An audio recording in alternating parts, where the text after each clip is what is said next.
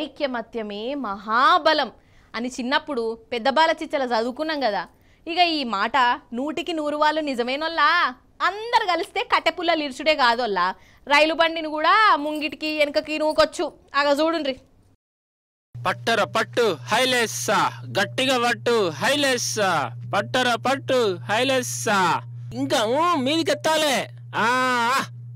అయ్ ఎవరైనా పెద్ద పెద్ద రాళ్ళని లాబెడతారు, అవసరమైతే మనుషులను లాబట్టి ఎత్తెత్తారు.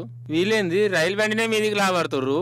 కొంపదీసి మన బాలయ్య బాబు సినిమాకి ఇట్లా చూసి రాయింది రైలు బండితో పరాశకలాడుతుర్రు అని అనిపించింది వాళ్ళ నాకైతే. కానీ అసలు ముచ్చట ఎరికైనాక వారెవ్వా మీరు గొప్పోళ్ళు సామి అని అన్న బుద్ధైంది. ముచ్చటేందయ్యా అంటే ఇది బొంబాయిలో ఉన్న రైలు స్టేషన్. ఈ రైల్లో ఉన్న ప్యాసింజర్లు అందరు దిగి బండిని మీదికెత్త ఉపాయం చేస్తుర్రు. ఎందుకంటరా, అయితే ఈ బండి కింద మనిషి ఉన్నాడు.